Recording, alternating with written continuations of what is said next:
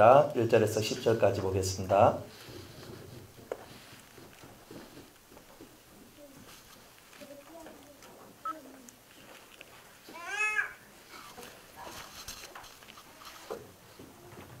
히브리서 5장 1절에서 10절 보겠습니다.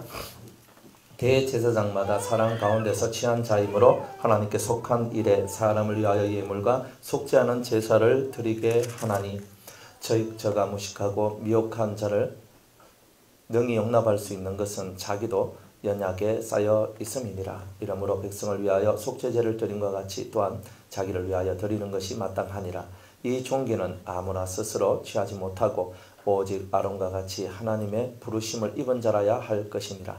또한 이와 같이 그리스도께서 대제사장 되심도 스스로 영광을 취하심이 아니요 오직 말씀하시니가 저더러 이르시되 너는 내 아들이니 내가 오늘날 너를 낳았다 하셨고, 또한 이와 같이 다른데 말씀하시되 네가 영원히 멜기세덱의 반차를 쫓는 제사장이라 하셨으니 그는 능히 육체에 계실 때 자기를 죽음에서 능히 구원하실 이에게 심한 통곡과 눈물로 간구와 소원을 올렸고 그의 경외하심을 인하여 들으심을 얻었느니라. 그가 아들이시라도 받으신 고난으로 순종함을 배워서 온전하게 되었은즉 자기를 순종하는 모든 자에게 영원한 구원의 근원이 되시고 하나님께 멜기세덱의 반차를 쫓은 대제사장이라 칭하심을 받았느니라. 아멘. 혹시 특성 준비하신 분 계십니까? 한번 해볼게요.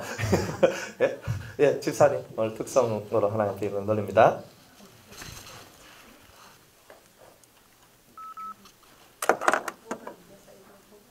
예.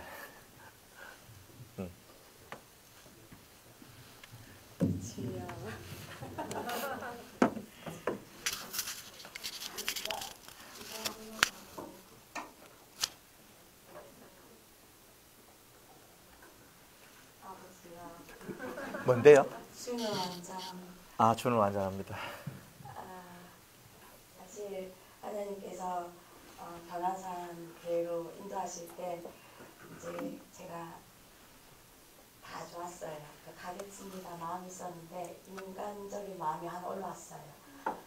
가만히 보니까 성도가 작아가지고 대표 기도를 자주 해야 될 것 같더라고요. 제가 기존 교회에서 1년에 한 번 할까 말까 했는데 여기 가면 대표 기도가 자주 올 것 같아. 그게 걸려서 안 가고 싶은 거예요, 살짝. 그래갖고 남편 보고 가자고는 했는데 말은 꺼내놓고 그것 때문에 못 간다 하면 안 될 것 같더라고요. 그래가지고 지금도 저희가 평생 처음입니다. 예수님 믿고도 처음인데 하나님 주신 은혜가 1년 동안 컸었고 매도 먼저 맞는 게 맞고 제가 또 아주 잘 못할 겁니다. 그래서 저를 힘입어서 앞으로 줄줄이 주님을 높일 수 있는 일을 말하실 비좁하면서 아마 은혜로 들어주시면 감사하겠습니다. 한 번도 안 맞췄거든요. 그냥 하겠습니다.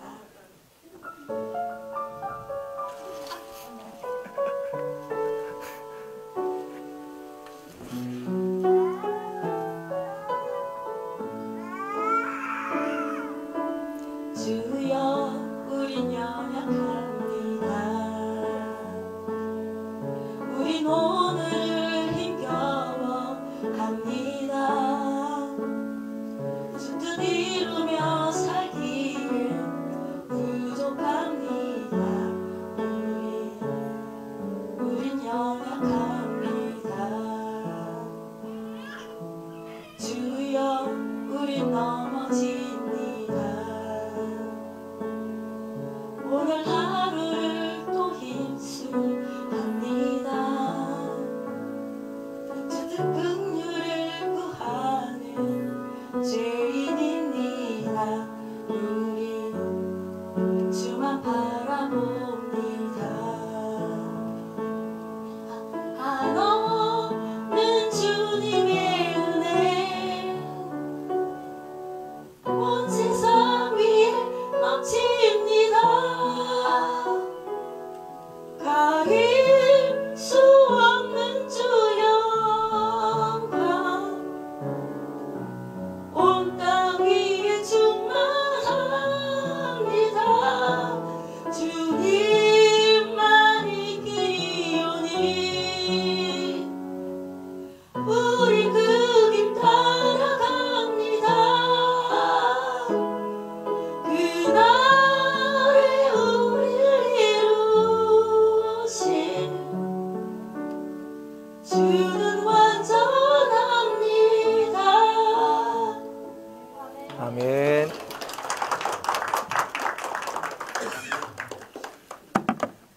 아멘.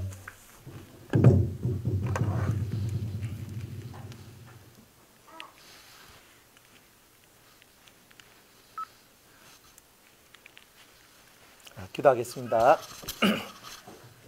하나님 감사합니다.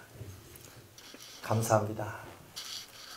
우리의 연약함, 우리의 부족함, 우리의 약함이 오히려 주님의 은혜를 불러옴을 감사드립니다. 오늘도 주님 앞에 드린 우리의 찬송을 받아 주옵소서. 우리 박성숙 집사님의 찬송을 받아주시고 연약한 우리 교회에 강한 주님의 은혜와 능력이 임하기를 소원합니다. 아멘. 우리와 함께 하시고 아멘. 주님만이 우리의 주님이심을 고백합니다. 아멘. 아버지, 우리 저 가정에 하나님의 거룩하심이, 하나님의 능력 되심이, 못할 것이 없는 능한 하나님께서 그 가정의 주인으로 임하여 주시옵소서. 아멘. 오늘도 히브리서 5장 1절에서 10절까지의 말씀에 떡을 뗍니다.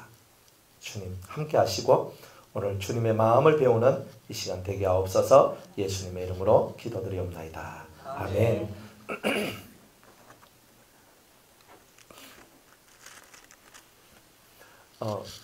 옛날에 이제 저희 우리 대구 교회에 이렇게 중복 장애자가 한 명 있었습니다.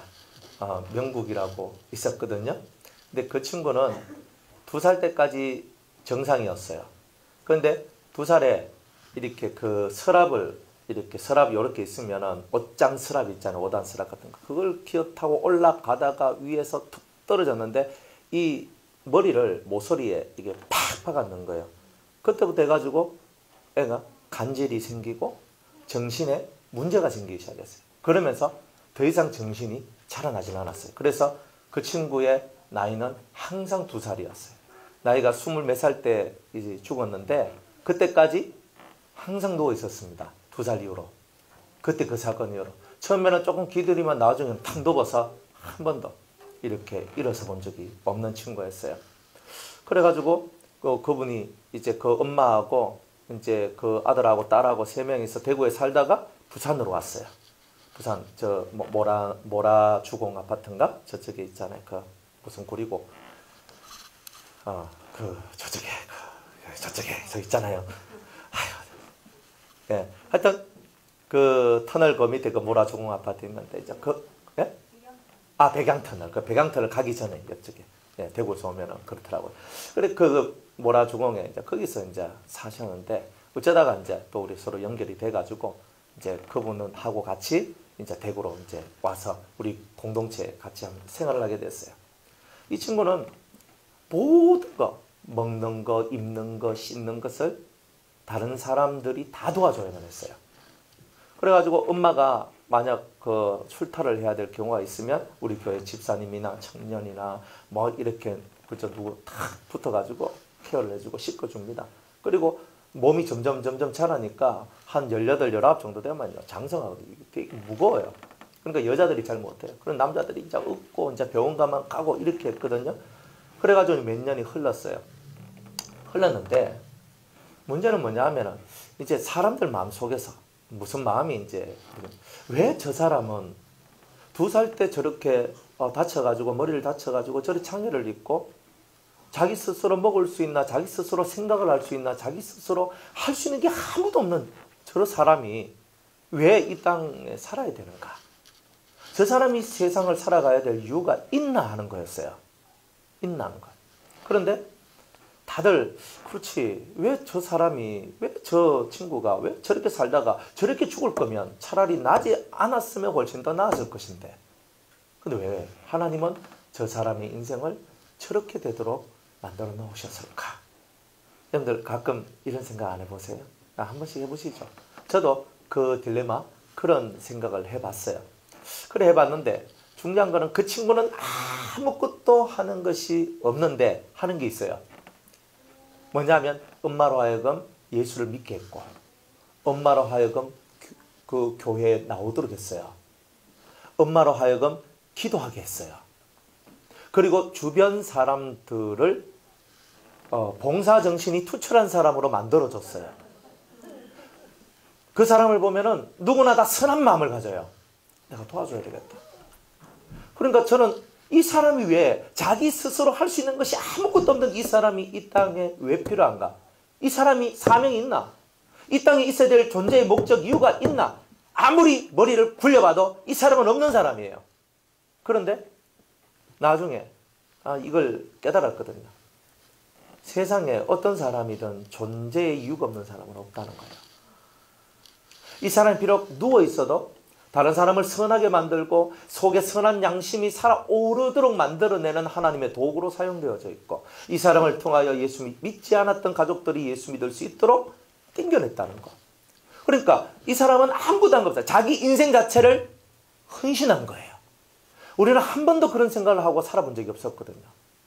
어떻게 그렇게 중복장애를 당해가 2살 지능에 간질병에 그리고 누워가지고, 아니 이렇게 있는 이 사람이 어떻게 하나님 앞에 사명을 가지고 하나님의 부르심이 있다라고 말할 수 있을까? 그건 없다.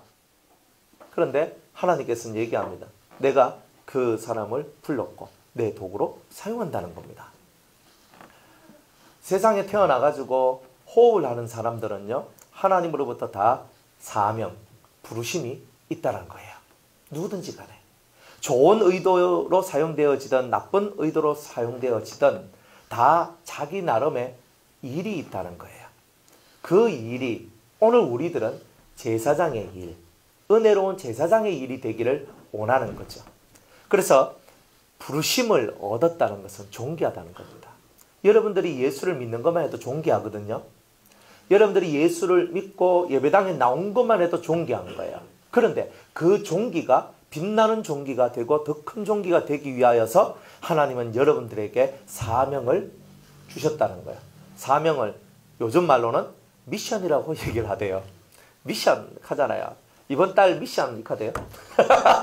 이번 달에 숙제, 이번 달에 해야 될 일. 미션이에요. 사명이라는 거죠. 각자 사람에게 사명이 있어요. 옛날에 제가 미션 가니까 생각나는 영화가 있는데, 미션이라는 영화가 있잖아요. 어떤 선교사님이 오지로 가가지고 그거 갔는데 자기가 이제 그 속에서 많은 그 원주민들을 이래 복음 전하고 막 이렇게 하다가 그 어떤 그 군대가 와가지고 그 완전히 원주민을 이제 죽여버리고 그 땅을 차지하려고 하는데, 그 신부님이 십자가를 딱 마지막에 십자가를 들고, 그죠? 그 총을 맞으면서 비폭력 무저항으로 탁 이렇게 걸어가요. 그러면서 총 맞고 죽어요. 그게 사명입니까? 라고 사람들은 얘기하거든요. 우리의 일생의 사명이 뭐냐면 예수님의 정신을 전하고 그 예수님의 정신을 세상에 실천하는 것이 우리의 사명입니다. 그러니까 우리가 돈을 벌고 집을 사고 세상의 권세를 얻고 많은 것을 가지는 것이 우리의 사명이 아니라 그리스도의 것을 세상에 드러내는 겁니다.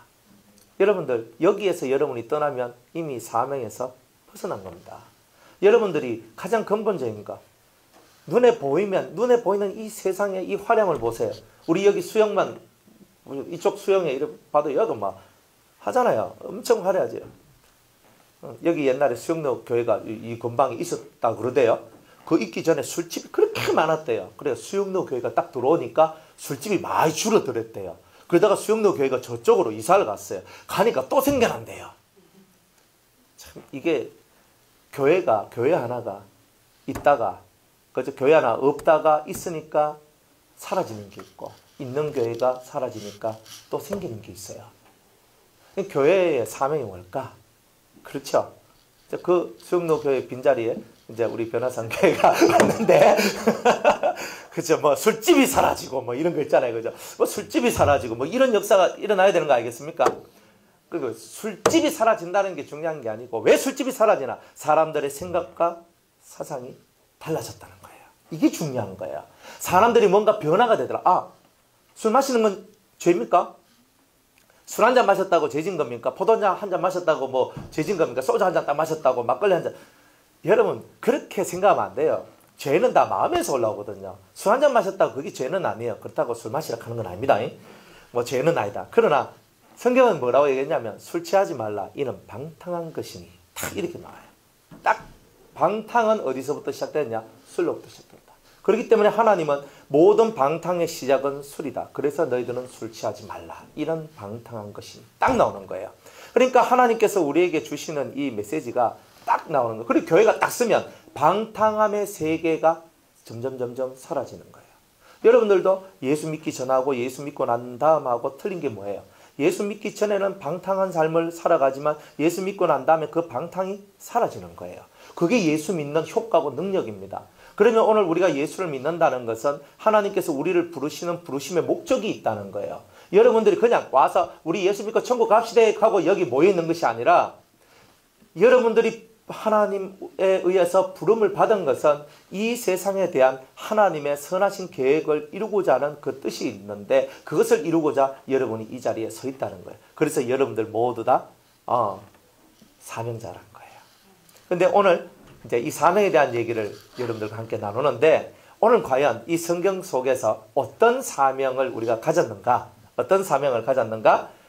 이 사명은 간단하게 제사장적 사명이다. 제사장의 사명을 저와 여러분들이 가졌다는 거죠.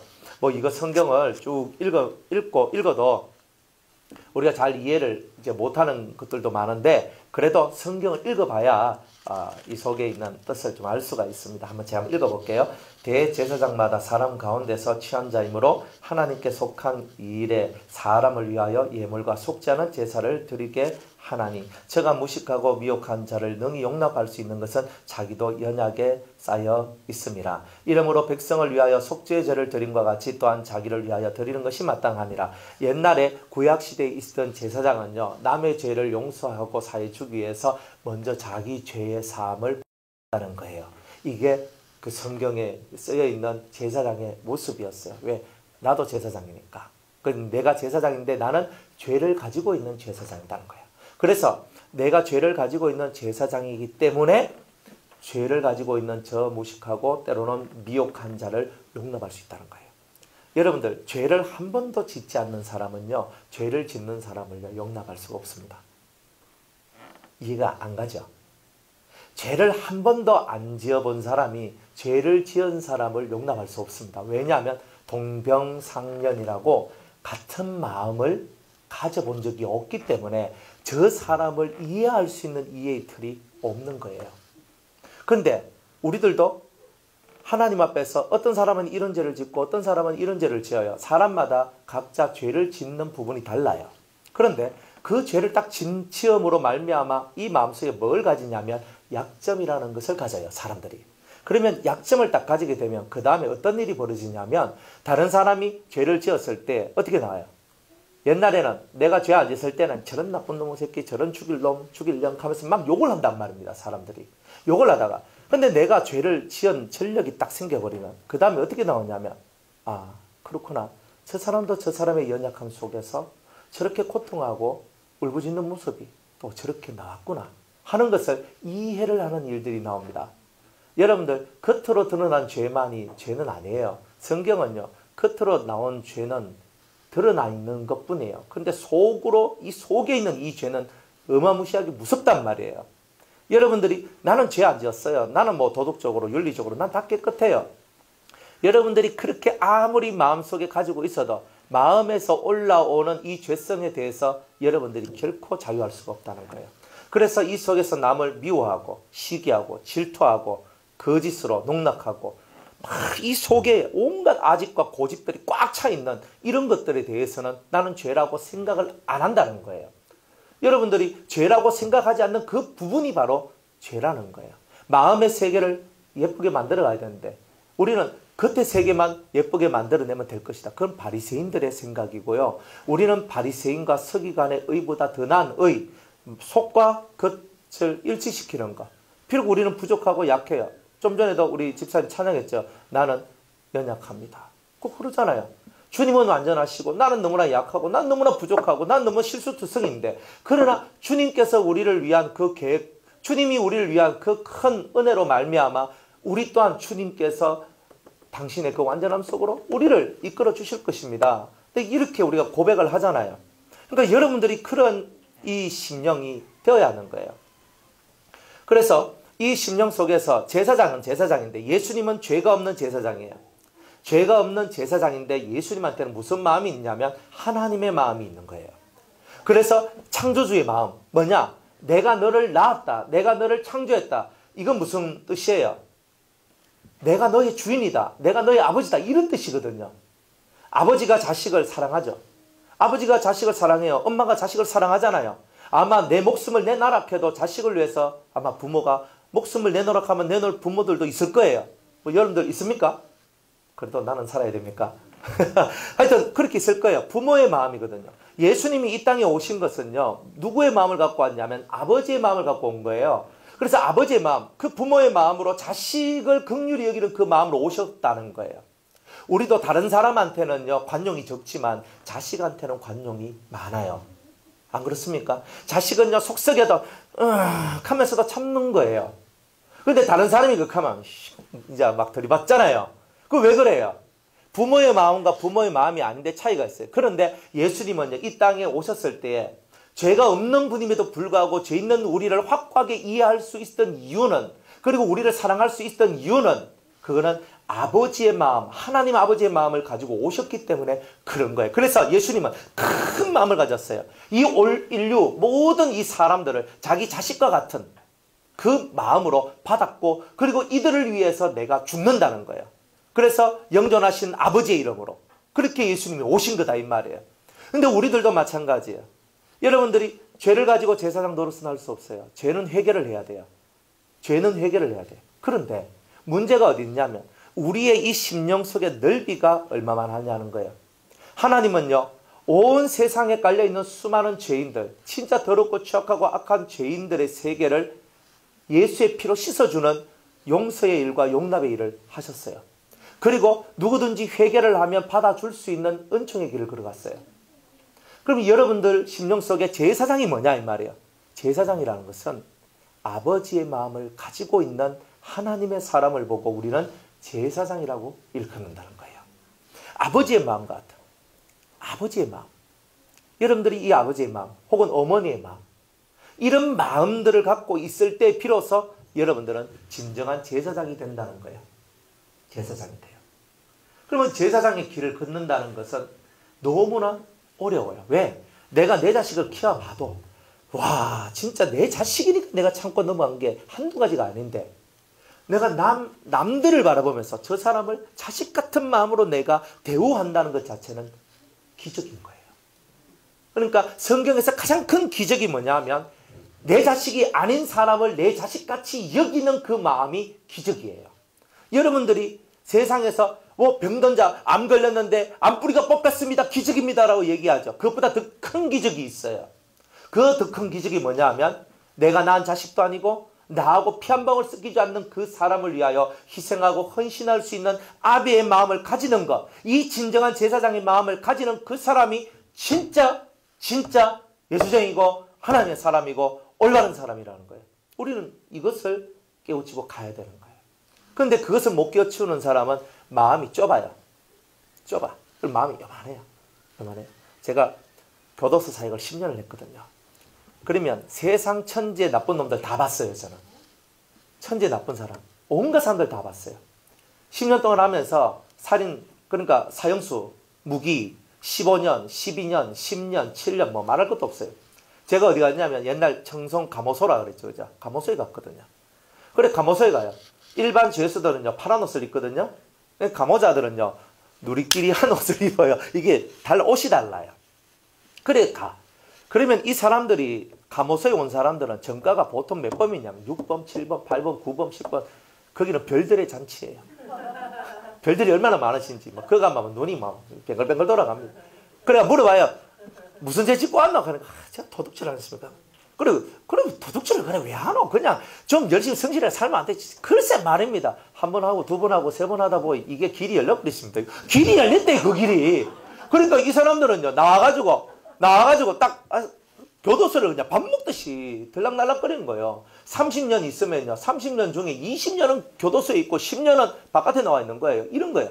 그것도 잘 있는 사람이 10년이에요. 보통은요 어떤 사람은요 감호소에서 딱 나와가지고 그 청송이잖아요. 청송에 거기 진보에 있거든요. 진보. 그래서 그 진보 면에 딱 와가지고 거기 와가지고 이제 술 한잔 딱 마시고 한마디 빠바박 하고 막바로 잡혀가지고 경찰서 가가 검사한테 가가 바닥 받고 또 들어가. 이야, 진짜 사람이요. 아니, 그렇게 살고 싶나? 아니, 왜 그렇게 사나? 왜 그렇게 인생을 그렇게 사노? 아니, 우리 여기서 만나지 말자고 우리 약속했는데 와 또 여들어오노? 글쎄 말입니다. 이거는요, 계속적으로 리바이벌 하는, 계속 반복을 해요, 반복. 얼마나 불쌍한지. 그래서 제일 처음에 그분들을 바라볼 때 저는 사람처럼 봤어요. 근데 나중에는 뭘로 보이냐면 병자로 보였어요. 아, 저거는 습관이 몸에 배었고, 삶에 배었고, 마음에 배어서 병자가 되었구나. 근데 그 중에 제가 한 명 있어요. 그 희철이라는 친구가 있거든요. 그 친구는 어릴 때 부모가 버렸어요. 어릴 때. 그러니까 갓난아기 때 버려가지고 어디로 들어갔냐? 고아원에 들어갔어요. 고아원에 들어가가지고 거기 사는데 고아원에 또 있는 애들이 또 서열 싸움이 엄청 대단하거든요. 그리 형들이 맨날 밤만 되면 두드려 팬대요. 그러니까 맨날 얻어맞는 거예요. 지가 거기서 죽을까 싶어가지고 교도소 거기 고아원에서 뛰쳐나온 거예요. 뛰쳐나오니 갈 데 있습니까? 천의 고아인데. 그러니까 어디로 들어갔냐면은 이제 앵벌이 집단으로 들어갔는 거예요. 그러니까 쪼만하니까 껌 팔고 뭔 아이스크림 팔고 그럼 팔아가지고 이제 위에 상납을 하면 거기서 이제 밥 먹여주고 재워주고 이렇게 하는 거예요. 그렇게 살다가 나중에는 이제 막 서로 영역 싸움들이 있어 패싸움을 하는 거예요. 그러니까 이 친구가 조직폭력 이제 그 세계 속으로 들어갈 수밖에 없는 일이 벌어졌어요. 그래가지고 조폭 속에서 막 싸우는 거예요. 막 이렇게 싸우고 또 감옥 들어가고 또 나오면 또 싸우고. 왜? 너 왜 그랬냐? 그렇게 하니까 저는 살기 위해서 그랬습니다. 제가 먹고 살려면 그렇게 안 하면 살 수가 없기 때문에. 왜? 뒤에 백그라운드 부모가 없잖아요. 그래 결국에는 나중에 이렇게 살인을 하고 결국은 이제 교도소에 들어왔는데 12년형을 받았어요. 첫 번째 살인이기 때문에. 들어왔는데 1년 365일 한 사람도 찾아오는 사람이 없습니다. 한 사람도. 여러분들 그게 얼마나 외로운 줄 아세요? 여러분들 전화 한 통이면 누구야 하면 전화할 수 있는 사람 있죠? 이게 얼마나 큰 행복인 줄 아세요? 근데 그 사람은 아무도 찾아오는 사람이 없어요. 그래서 제가 교정위원으로 해가지고 들어가서 이제 활동을 하는데 그 친구가 우리 이제 자매 결연해가지고 이렇게 와가지고 같이 이제 우리 요 모임에 소그룹 모임에 와서 같이 예배를 드렸어요. 그래 이제 명절이 되고 지금같이 명절이 되고 뭐 좋은 어떤 그런 행사가 있으면 아무도 찾아오는 게 없는 거예요. 그래서 제가 너무 마음이 아팠어요. 세상에 아무도 찾아오는 리가 없다. 그래 제가 그 친구 이제 개인 면회를 했는 거예요. 보통 단체로 하고 우리는 이제 교정위원이기 때문에 들어가서 그대로 이제 뭐 얘기하면은 막 이렇게 면회도 잘 되고 하거든요. 이제 그런데 이제 그렇게 안 하고 바깥에서 이제 면회 신청을 해가지고 그 친구를 했어요. 그래 제가 얘기를 했습니다. 희철아, 네가 이 세상에 태어나가지고 가족이라는 울타리가 하나도 없었지. 자기는 없었대. 진짜 살기 위해서 안 죽고 살기 위해서 전 노력했습니다. 그래? 그럼 내가 너의 형이 돼줄게. 딱 그렇게 얘기를 했었어요. 그래가지고 그 친구한테 이제 영치금을 넣어주고 사식을 넣어주고 그러면서 대화를 해주고 계속 그렇게 이제 살았어요. 그래 살다가 이제 어느 시점 돼서 그 친구하고 저하고 이제 이렇게 갈려지는 일들이 이제 벌어졌거든요. 세상에는 부모가 없는 사람이 비빌 언덕이 없는 거예요. 그런데 저는 그 친구는 세상살이의 부모가 없었던 거예요. 근데 우리들은 뭐가 없냐면 영적인 부모가 없는 거예요. 영적인 부모가. 그러다 보니까 육의 부모가 있으면 뒤에서 이렇게 저렇게 해주는데 영적인 부모가 없기 때문에 항상 이 마음속에 내가 알지 못하는 그 영혼의 씁쓸함, 영혼의 괴로움, 뭔가 모를 그 홀로 있음의 그 깊은 고독들, 이런 것들이 우리 속에 이렇게 잠재되어 있는 것들이 있더라 이 말이에요. 그래서 사람들은 사실 사람을 찾아다니지만 누구를 찾아다니냐면 아버지와 같은 사람, 어머니와 같은 사람을 찾아다니는 거예요. 아버지, 어머니는 어떻게 해요? 참고 기다려주고 턱턱거리면서 야, 조금만 더 기다려봐. 조금만 더 가면 돼. 때로는 성질나가 막 하고 소리 질러도, 그죠? 소리 질러도 또 가서 또 에휴 내가 뭐 니 잔델라가 같이 내가 니 뭐 잡을라 카라 하고 막 소리를 지르지요. 영혼의 부모, 영혼의 부모. 사람들이 진짜 원하는 것은 그거였어요. 근데 성경에서 말하는 영혼의 부모가 바로 제사장이에요. 그러니까 여러분이 진짜 제사장이 된다는 것은 영혼의 부모가 된다는 거예요. 여러분들 진짜 예수를 믿습니까? 그러면요, 여러분들이 육체의 부모로서의 삶을 이때까지 사셨다면 이제는 영혼의 부모의 삶을 한번 살아보시니 어떻겠냐는 거예요. 여러분의 아내를 보고, 여러분의 남편을 보고, 여러분의 자식을 보고, 때로 여러분들 주위에 있는 많은 성도와 이웃을 바라보면서 내가 저들에게 영혼의 부모가 되어주면 어떨까? 바로 그런 거 아니겠어요? 여러분들이 세상을 살아가면서 부모 없는 자를 고아라 했는 것처럼 오늘 이 많은 세상 수많은 사람들이 살아가지만 그들은 정말 하나님 없는 고아로서 살아가고 있는 거예요. 그리고 우리가 하나님의 그 마음을 갖고 제사장으로 그들 곁으로 가서 그들 심령 속에 있는 그 깊은 외로움, 고독함, 슬픔 이런 것들을 감싸주며 하나님의 마음을 전달하는 그런 사람이 된다면 여러분이 제사장입니다. 여러분들은 어떤 생각이 여러분들을 지배하고 있습니까? 여러분의 삶을 지배하고 있는 것은 하나님과 내 사이 속에서 만들어져야 될 이 진실함의 얘기가 만들어졌는가? 이거를 늘 삶을 통해 봐야 돼요. 사람은 어떤 사람이든 간에 부모가 있어도 없는 것 같고 그리고 형제가 있어도 없는 것 같은 이런 게 얼마나 많은 줄 아십니까? 이게 인생살입니다. 그래서 항상 사람들은 엄마의 품속에 그 자궁 안으로 다시 들어가고 싶은 그런 마음들이 많아요. 그 엄마의 자궁 속이 너무나 따뜻했고 너무나 좋았다는 그 기억들이 있어서. 그런데 그 엄마의 자궁과 같은 그 안정감과 따뜻함을 주는 그런 사람들을 이 세상에서 만나기가 어려웠다는 거예요. 그래서 주님은 이 세상에 다 모든 사람들이 목자 없는 양과 같이 다 헤매이고 있다. 그래서 예수님이 저들을 바라보면서 불쌍히 여기고 민망히 여기고 저들이 너무 불쌍하다. 내가 저들의 목자가 되어줘야 되겠다. 이 말은 내가 저들의 아버지가 되어줘야 되겠다. 이거예요. 바로 이거예요. 그래서 제가 이렇게 청년들하고 이제 제가 처음 전도사 때부터 제가 학생 청년들하고 이렇게 많이 이렇게 같이 사역을 하고 함께 이렇게 말씀 가르치고 하는 일들을 많이 했었어요. 그런데 그 20대 때는 제가 몰랐던 것이 있어요. 20대 때는 결혼도 안 하고 아도 안 낳아보고 이러니까 아버지 마음이란 게 뭔지를 제가 몰랐거든요. 그냥 열심히 최선을 다했어요. 이것밖에 없었는데 나중에 제가 자식을 낳아보고 내 자식을 바라보는 그 눈 그리고 제 마음속에 남의 자식을 바라보는 눈 이걸 비교해 보니까 이거 비교가 안 되는 거예요. 너무 비교가 안 돼. 왜? 내 자식을 바라보는 눈은요 항상 사랑. 우리 아들내미 딱 보면 좋아. 아이고 우리 덤지기. 우리 딸내미 옆에 있으면요 기쁨이 팡팡팡 쏟아나거든요. 좋음이, 그죠? 든든히, 좋음이, 예쁘니. 막 이렇게 돼. 남의 자식 바라보면요. 촥 보면, 촥 봐요. 남의 자식들 바라보면요. 아휴, 부모가 뭐하노? 이것부터 시작을 해요. 그래서 제가, 왜 내 마음이 이렇지? 그래서 그때 제가 마음속에서, 그러면 하나님께서 원하는 게 뭘까? 기도를 하면서 하나님이 가르쳐 주시는 게 이거예요. 아비의 마음을 가져라. 딱 이거였어요. 아버지 이 속에서. 그래서 제가 청년들 바라보면요.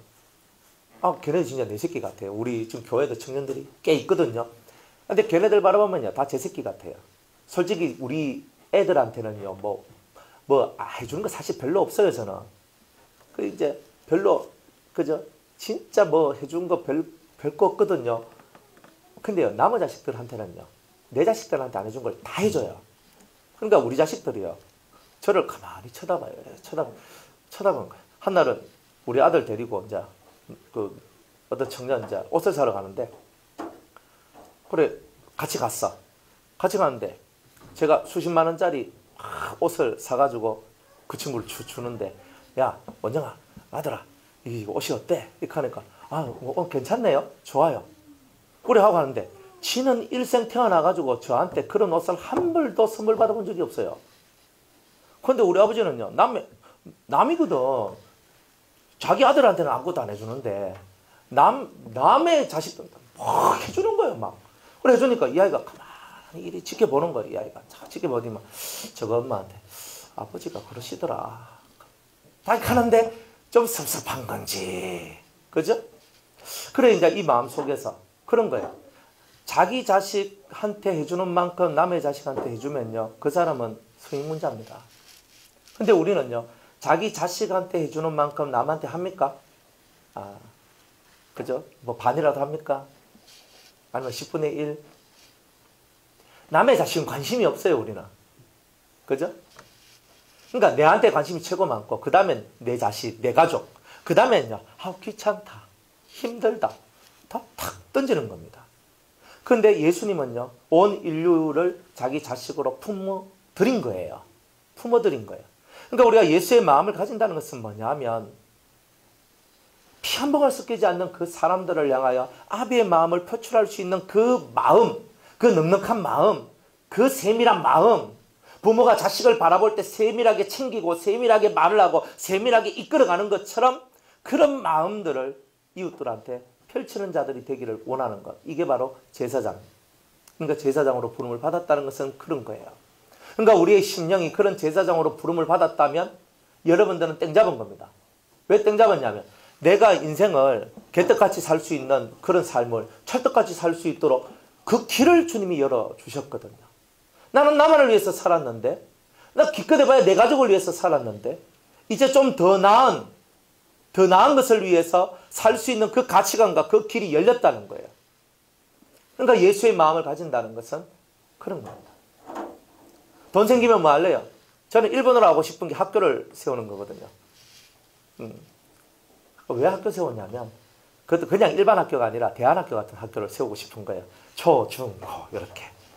그러니까 어릴 때부터 그 아이들을 신앙과 학문을 함께 겸비해가지고 하나님 안에서 살아가는 법을 가르쳐주고 싶은 거예요.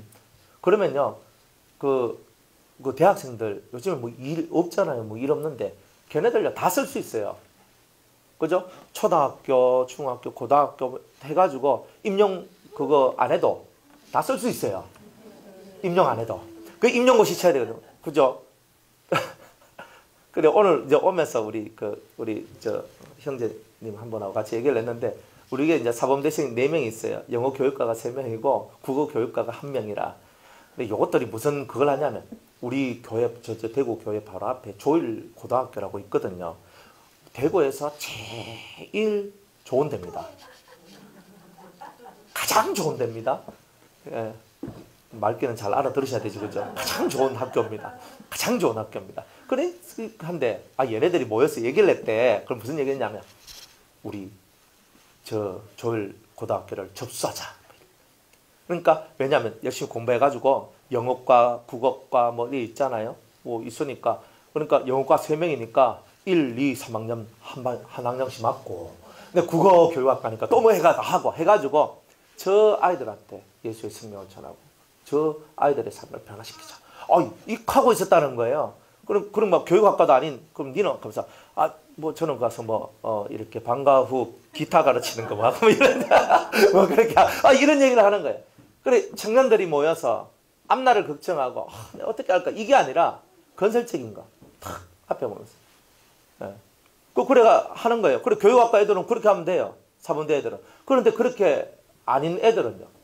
그래서, 대안학교를 하면은 애들을, 신앙 있는 애들, 은혜 있는 애들을 다 결집을 해가지고 그 청년들을 통해서 멋진 학교를 만들어낼 수 있는 거예요.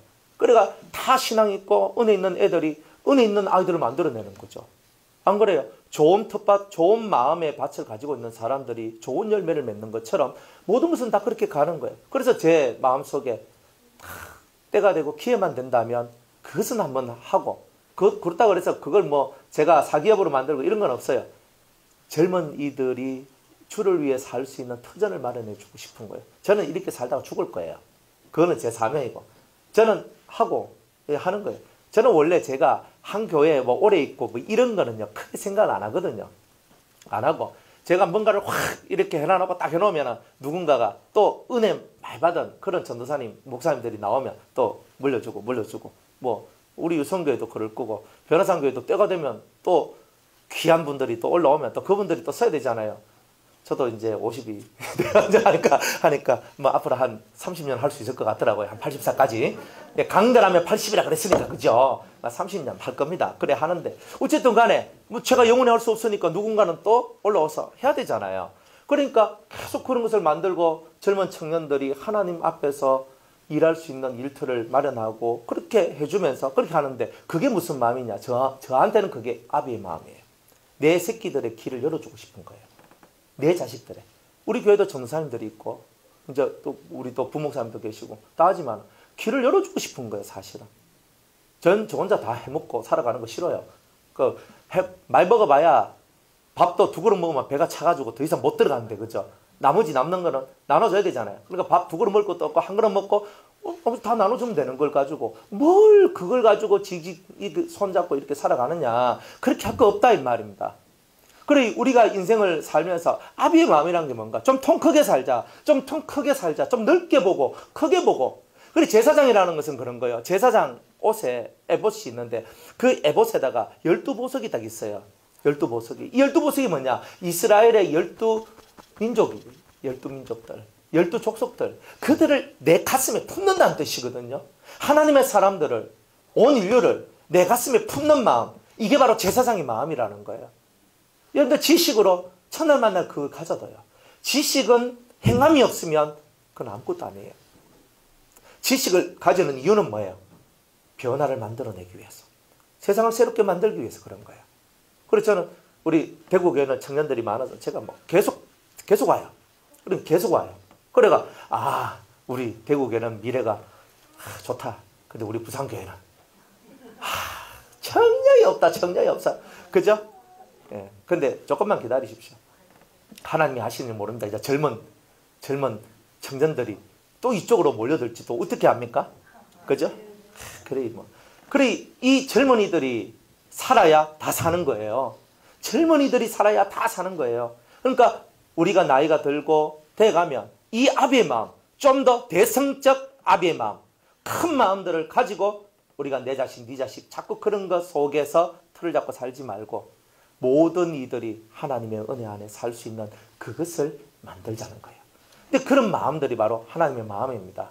여러분들 인생 속에서 여러분들의 마음을 가로막고 있는 건 뭡니까? 무엇이 여러분의 마음을 가로막고 있습니까? 의의 세계는요, 막힐 게 없어요. 여러분들은 의의 길을 걸어가십시오. 그럼 여러분의 발걸음을 막을 수 있는 자는 아무도 없습니다.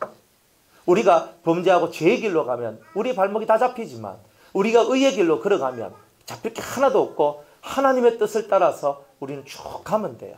가다가 힘들면 주님이 도와주실 거예요. 가다가 고난이 오면 주님이 그 고난을 뚫고 나갈 수 있는 힘을 주실 거예요. 그렇게 신앙생활하고 살다가 때가 되면 하나님 앞에 가서 하나님 저 왔어요. 주님 저 왔어요. 그럼 주님이 잘했다. 충성된 종아. 네가 작은 일에 충성하였으니 이제 내가 너희에게 진짜 큰 일을 내가 너한테 보여주겠다. 내가 너한테 허락하겠다. 이렇게 말씀하시는 거 아니에요? 그러니까 이 땅에서 꼰대나게 사는 게 아니에요. 이 땅에서는요. 아버지와 같이. 아버지 등이 옛날에 제가 우리 아버지한테 한번 엎인 적이 있거든요. 어릴 때. 이 작은 집에 갔다가 내려오는데 그때는 제가 예수를 안 믿고 제사를 지낼 때였어요. 제가 종손 아닙니까? 그러면 제사는 얼마나 많이 지낸지 몰라요. 그래가지고 제사 지내고 그때는 또 밤 12시에 지냈거든. 와, 잠 오나 죽겠는데 제사를 지내. 그래가 막 억지로 해가 막 비몽사몽간에 지내고 이제 작은 집에서 내려오는 거예요. 딱 내려오면요. 제가 막 가는 거예요. 그러니까 우리 아버지가 저를 탁 업어요. 이렇게 딱 업어가지고 그 동에다가 탁 업고 저를 탁 내려오는데 그때 제 마음이 어땠냐면 우리 아버지 등 훨씬 넓다. 그리고 우리 아버지 등이 되게 포근하다. 좋다. 처음 업혔거든요. 제가 머리 털라고 우리 아버지 등에 처음 제가 업혀봤는데 너무 넓고 너무 포근하다는 걸 느꼈어요. 근데 그게 자식들 마음에 기록되어 있더라고요. 우리도 아비라면 넓은 등이 필요하죠. 등이 넓어서 넓은 게 아니라 뭔가 모를 그 힘들이 존재하는 거예요. 기댈 수 있는 힘. 그래서 이 제사장들은요, 모든 이스라엘 사람들이 제사장한테 기대입니다. 제사장님, 제가 죄를 지었습니다. 저를 위해 기도해 주십시오. 제사장님, 제 몸에 반점이 이렇게 막 올라오는데 이게 뭡니까? 이거 좀 해결해 주십시오. 제사장님, 이 아비의 등을 갖고 있는 제사장, 이 아비의 마음을 갖고 있는 이 제사장을 보고 우리는 존귀하다라고 얘기를 하는 거예요. 여러분이 제사장으로 부르심을 받아서 얻은 그 존귀함은 세상 그 어떤 거하고도 바꿔낼 수가 없습니다. 여러분들 예수님하고 돈하고 바꿀 수 있겠습니까? 가론유다는 바꿨습니다. 가론유다가 되고 싶으면 바꾸세요. 그렇지만 돈보다 더 큰 세상에 좋은 것들이 많이 있어요. 여러분들이 돈을 벌어도, 여러분이 직장생활을 해도, 여러분들이 사회생활을 하고 그 어떤 생활을 하더라도 더 고상한 가치를 갖고 여러분들이 사셔야 돼요. 그러면 여러분의 인생이 커져요. 남 쳐다볼 거 없어요. 여러분은 쫌생인데, 여러분은 밴댕이 속인데, 그죠? 큰 것을 볼 수 있습니까? 하나님은 여러분들 속을 크게 만들지 않겠습니까? 여러분들의 속을 크게 만들기 위해서 잡아 쨘 거 아닙니까? 여러분들 속이 한 번 째지고, 두 번 째지고, 세 번 째지면서 여러분 속이 커지는 거예요. 그 째지는 것을 두려워하지 마세요. 여러분들 속이 한 번 째지고, 두 번 째지고, 이 한 곱이 넘어가고 저 한 곱이 넘어가면서 여러분 성장되고 커집니다. 세상을 가슴에 품을 수 있는 하늘의 사람이 되는 겁니다. 여러분들, 우리는 땅의 사람이 아니고 하늘 사람입니다. 세상을 품을 수 있는 가슴이 되어야 됩니다. 누구든지 품을 수 있는 넓이가 되어야 됩니다. 때로는 실수할 수 있고 때로는 잘못할 수 있어요. 딛고 일어서세요. 때로는 여러분들이 여러분 생각이 너무 앞서갈 수도 있어요. 그래서 여러분들 막 뜻대로 막 나가다가 하나님께서 브레이크 딱 잡고 나갈 수도 있어요. 그러나 일하지 않는 사람보다는 일하는 사람이 훨씬 더 하나님 앞에 사랑을 받습니다. 더 나은 가치를 향하여서, 더 나은 것을 향하여서 하나님 앞으로 나아가십시오. 그러면 하나님께서 여러분들의 인생을 붙드시고 이끌어 가시는 이 놀라운 것들을 체험하게 될 겁니다. 옛날에 제사장들은요, 자기 죄를 속죄하고 남의 죄를 속죄했지만 오늘 의로우신 우리 예수님은 자기 죄가 없으니까 속죄할 것이 없다는 거예요. 그 깨끗한 그분의 피로 우리의 죄를 다 씻어주시는 이런 일들을 했다는 거죠. 4절에 보면요, 이 종기는 아무나 스스로 취하지 못하고 오직 아론과 같이 하나님의 부르심을 입은 자라야 할 것이니라. 제사장이 되는 것은요, 아무나 되는 게 아닙니다. 여러분들 예수 믿는 게 얼마나 큰 복인 줄 아십니까? 예수 믿는 게. 그죠? 전 세계의 10% 정도도 안 되는 수가 예수를 믿습니다. 여러분들 70억이면 7억 정도? 그죠? 그 정도 수밖에 안 됩니다. 그러면요, 70억에 7억이면 나머지 63억. 와, 내가 10분의 1이 된 거예요. 여러분이 11조로 바쳐진 사람들입니다. 굳이 11조 안 해도 여러분 자체가 이미 11조입니다. 세상의 11조. 또 여러분 자체가 세상의 속전입니다. 바쳐진 그 속의 재물들. 그렇게 여러분들이 하나님 앞에 서 있는 겁니다. 얼마나 멋진 이야기입니까? 이 얘기가 존귀하지 않습니까? 저는 세상에서 제일 존귀한 것이 사람을 살리는 것이다. 이렇게 저는 깨달았거든요. 사람 살리는 것만큼 더 큰 건 없어요. 여러분들이 사람을 살린다는 것은 희생이 없이 되는 건 없어요.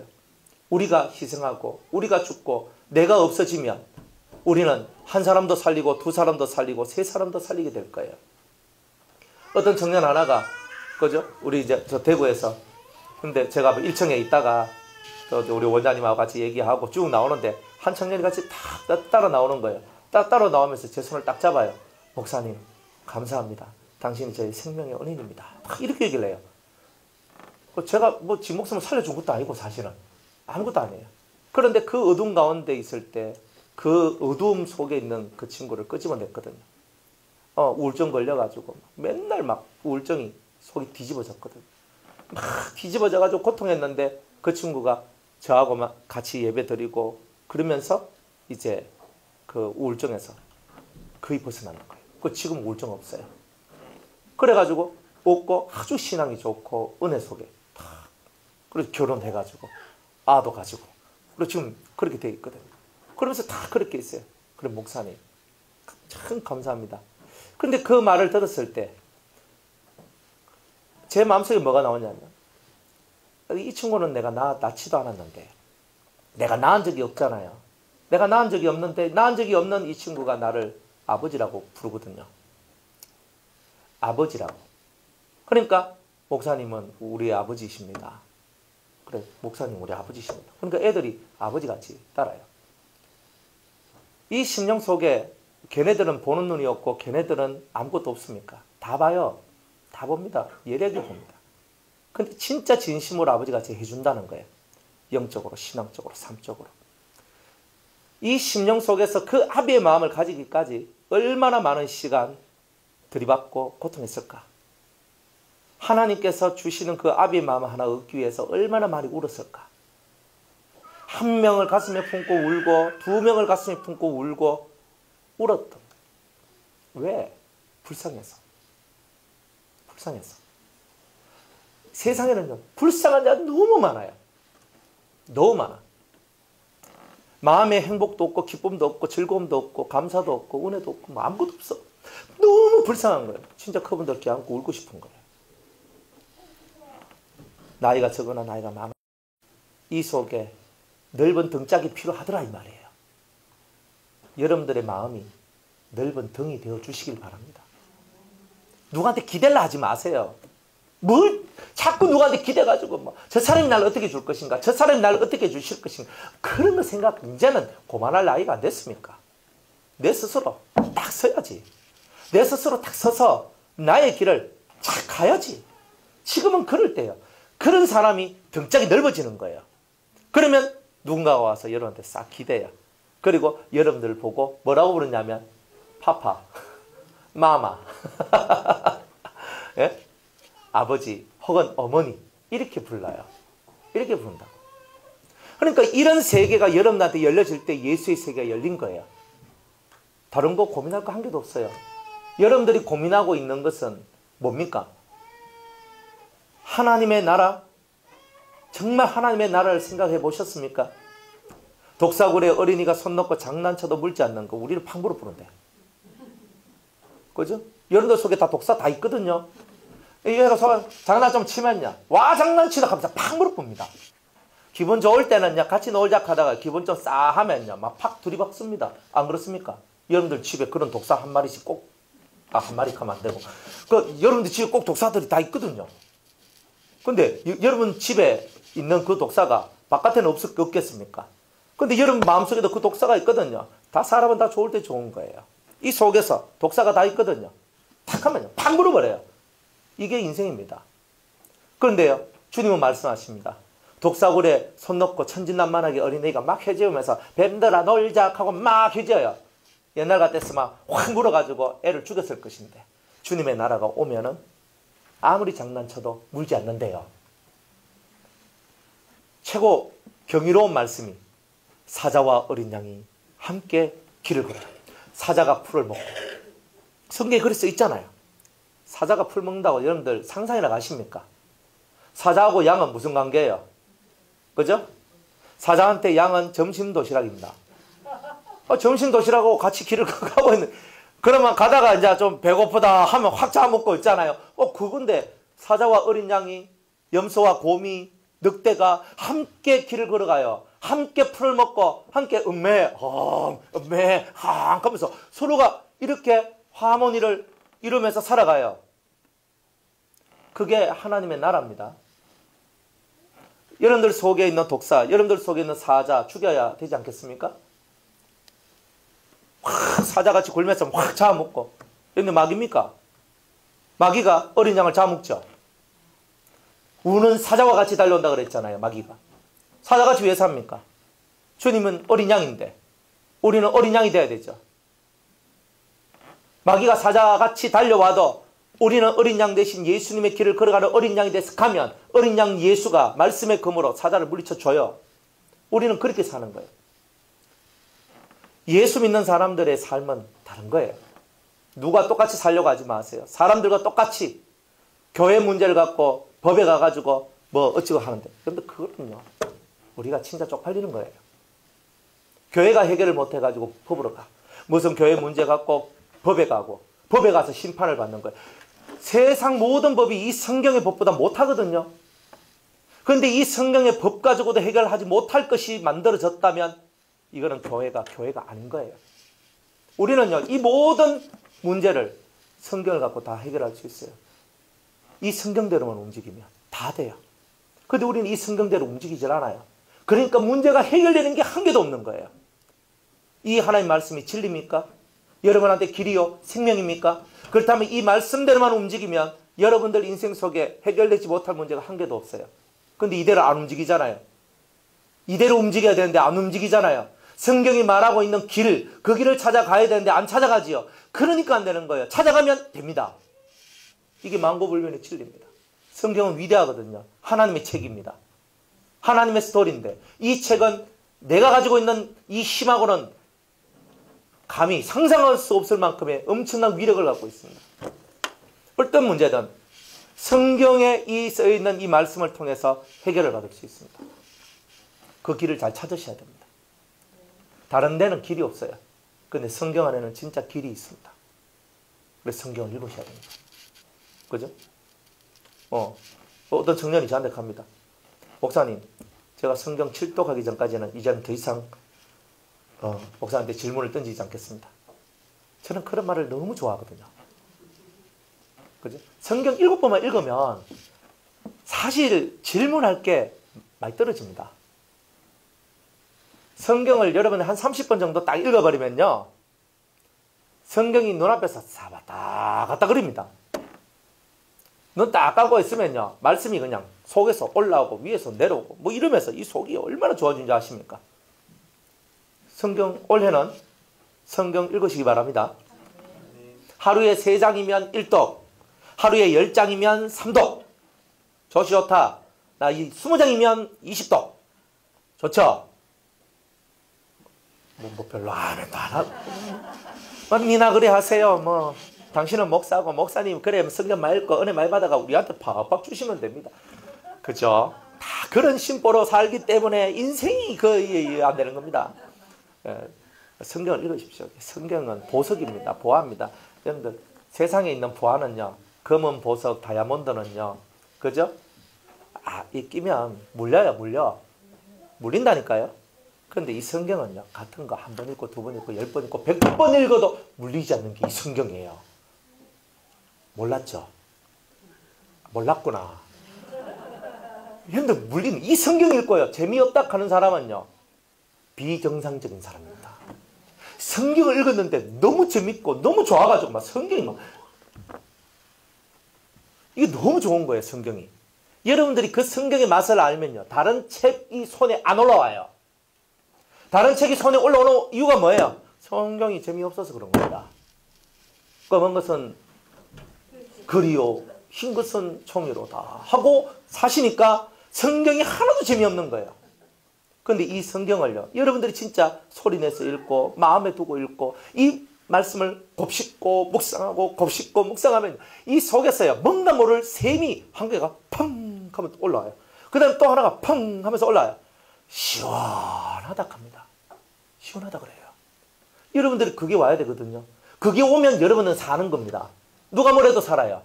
누가 뭐 뒤집어엎건만 누가 뭐라 해도 사람 말 아무것도 아닙니다. 이 성경대로만 가요. 성경대로. 저는 여러분한테 이 성경 가르치는 거지 제 개똥철학 가르치는 거 아닙니다. 성경에 있는 이 말씀대로 살면 얼마나 하나님 앞에 은혜를 받고 사랑을 받는지. 여러분들 다른 거 쳐다볼 거 한 개도 없어요. 나는 성경대로 살아야 되겠다. 요것만 하시면 돼요. 맞죠? 옆에 내 남편이 성경대로 못 살아도 내가 살면 되는 거예요. 그러면 남편이 가만히 쳐다보거든요. 저게 바뀌나 안 바뀌나 한번 볼까? 그럼 열에 보거든요. 저게 인간이 됐나 안 됐나 막 옛날에 막 내가 한번 푹 찔러보거든요. 남편이 푹 찔러면요. 그러면 이제 마누라가 막 해버리면은 예수 믿어나 마나 똑같네 이래 나옵니다. 옆에서 푹 찔러도 좀 더 끌고 줘요. 더 찔러줘요. 이렇게 나와요. 어느 뺨을 팍 때렸는데 여보 이쪽도 때려줘. 내가 정신을 못 차는 것 같아요. 막 이렇게 하면요. 조시 저 와이카노 저 죽을 때가 다 됐나 사람이 뭐 와이카노 막 이렇게 나가다가 그게 그저 100일 지나고 1년 지나고 3년 지나면요. 그 삶의 바뀜을 통해서 마음에서 인정이 나와요. 당신이 옳다. 근데 겉으로는 내가 옳다 말 안 해도 속으로는 이미 옳다 인정을 해요. 그러면 그 남편은요, 교회 안 나와도 이미 그 남편한테는 구원이 이르는 게 돼요.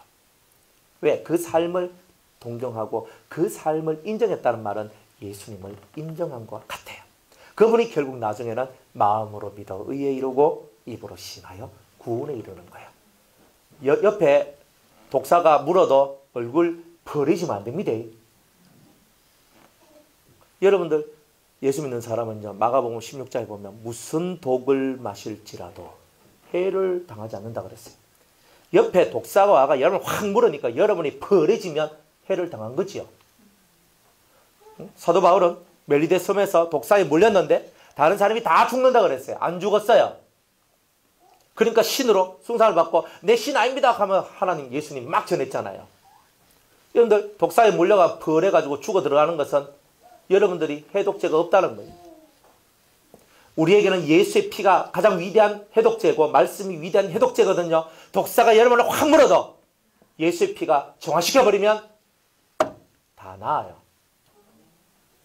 안 낫는 것은 예수의 피를 안 믿어서 그런 거예요. 하나님의 말씀을 못 믿어서 그런 거예요. 그래 여러분들이 이런 은혜 속에 살아가면 진짜 백이 신앙생활을 하게 되는 것입니다. 이 종기, 이러한 제사장의 종기를 아무나 가지는 게 아니에요. 하나님이 부르신 자, 하나님이 여러분을 불러주셨잖아요.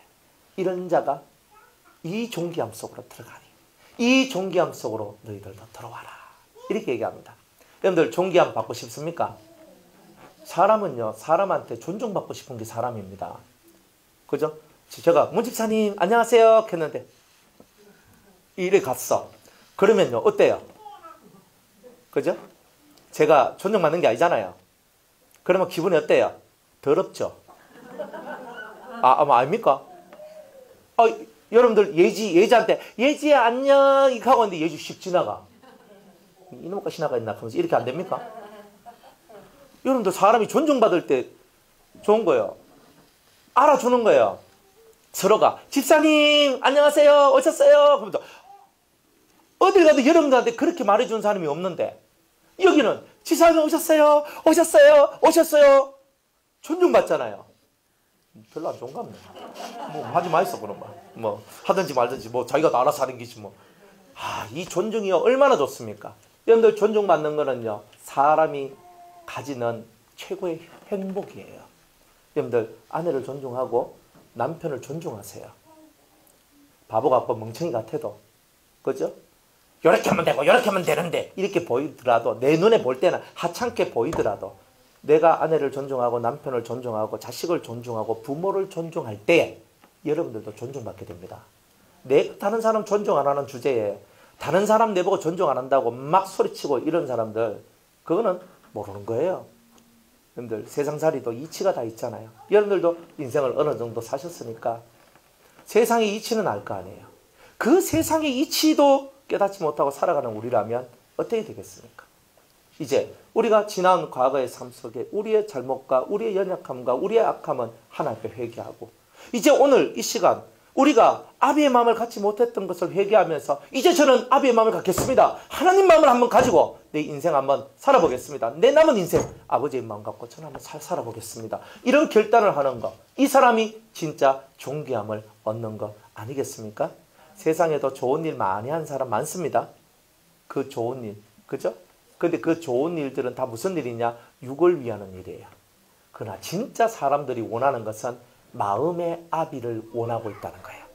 돈을 풀어서 다른 사람을 위하고 돈을 줘가지고 공부를 시켜주고 돈을 풀어서 그죠? 또 병원 입원해가 치료받게 해주고 얼마나 중요하고 좋은 이야기예요. 그것보다 더 위대한 얘기는 신들러 리스트에서 신들러가 1000명 이상의 유대인들을 자기 재산을 다 팔아가지고 살려줬잖아요.